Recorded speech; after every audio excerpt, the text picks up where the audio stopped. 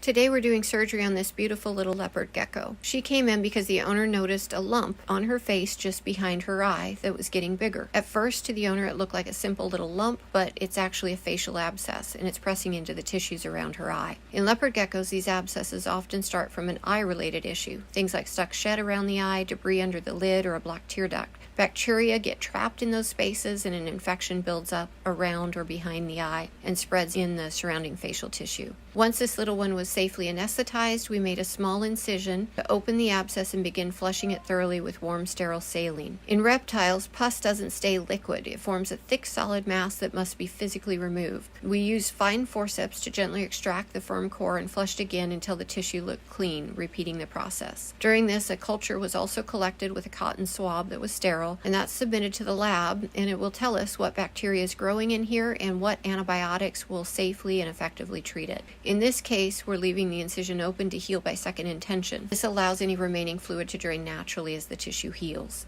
After surgery, she'll recover in a warm, clean environment with paper towel substrate to keep the wound clean. She will receive the antibiotics and anti-inflammatory medicines, but we'll adjust these based on the culture results. These abscesses often start small, a little retained shed, a bit of trapped debris, but because reptile pus hardens, they can't drain on their own. Surgically cleaning or debriding them is often the only way to resolve the infection. It is important to prevent these, but because reptile pus hardens, they can't drain on their own. Surgically cleaning or debriding them is often the only way to resolve the infection. It is important to prevent these by ensuring that your leopard gecko has adequate humidity levels and a vitamin A multivitamin supplement. They can't use beta carotene. It must be preformed vitamin A.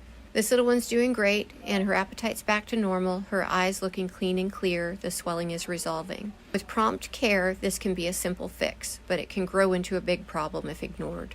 This is a leopard gecko presenting for the inability to open his eyes. One was fully closed, the other partially closed with thick debris as seen here in the video. There is a hard plaque and retained shed fully covering the cornea. Here we're lubricating it and moistening it with sterile saline and then gently elevating the full caseous plaque over the eye. We continued to apply saline to loosen the debris from the surrounding tissue and then used hemostats to gently lift the full retained cap. The eye was intact underneath this, however very inflamed and very irritated with obvious infection. Retained shed over the eyes in geckos is very common and often associated with lack of environmental humidity and lack of preformed vitamin A in their supplement. If you have a gecko, it's very important to ensure that both of these are provided to them, and always watch their eyes, make sure they're fully open, that there's no retained shed, and of course get a checkup with a veterinarian. Do you have a gecko? Have you ever had any problems with retained shed in your gecko? Comment below. Hello, it's Dr. Pat with Little Critters, and today we're showing a gecko under general anesthesia who has an abscess in his hemipenes. Abscessed hemipenes are an accumulation of keratins, shed material, purulent debris in the pockets that house the hemipenes, and they cause impaction, swelling, and often secondary infection. It's often a chronic buildup of smegma, but you often do have retained shed and keratin as well. This is associated with low humidity, vitamin A deficiency, shedding disorders, sometimes trauma, or a history of hemipene prolapse. You will have secondary bacterial and sometimes fungal infections. Clinical signs are firm, rounded swellings at the base of the tail, often very asymmetrical in appearance.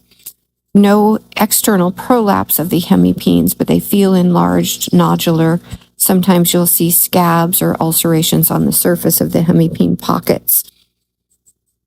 The gecko may be lethargic or depressed, may stop eating. Physical exam and gentle palpation is often enough for diagnosis. You can do a fine needle aspirate or smear for cytology. Culture and sensitivity is often indicated for refractory or draining cases. Always consider vitamin A status if other signs of squamous metaplasia are present, such as ocular or nasal issues. Manual expression and flushing is required. Hi, it's Dr. Pat with Little Critters, and we have the beautiful Betty White with us today. And this is a beautiful light-colored morph leopard gecko. And you can see that Betty is squinting very frequently. She actually does not have any eye lesions. She just has non-pigmented eyes, and so she's very sensitive to the light and will frequently close her eyes when it's bright out. They were very normal on physical exam. Geckos are wonderful pets that can be very long-lived. They come in a variety of color morphs. They're very easy to care for with the appropriate diet, supplementation that includes vitamin A, adequate humidity to enable them to shed fully. Highly recommended as a pet. And that's Betty. So no eye lesions, just red eyes with no pigment and a little sensitive to light in general. A very good girl. We have Snow with us today, a beautiful leopard gecko. She is kind of a white color morph. She's not an albino. She has dark eyes. Leopard geckos are wonderful pets. They can live many years, and we wanted to do just a little quick video on how can you tell if your leopard gecko is healthy and some signs to watch for in leopard geckos. When we look at a leopard gecko, we should have both eyes open and be very attentive to motion in the environment. No squinting. We should not have retained shed over either eye. Very important. When we look at their mouth, the jaw should meet evenly. There should be no crusting or scabs around the mouth or in the mouth. Let's see if she'll let us open it.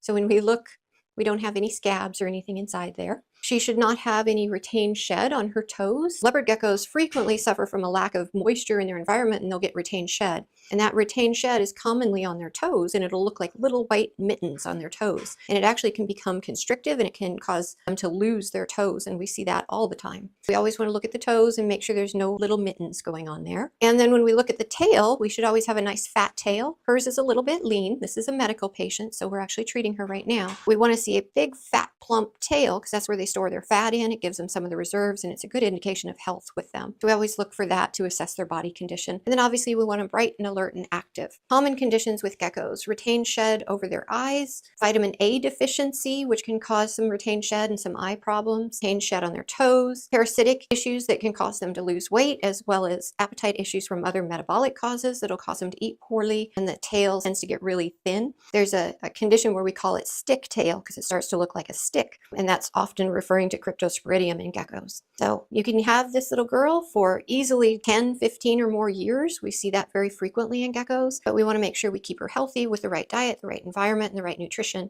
We have gecko care guides at littlecrittersvet.com for more information.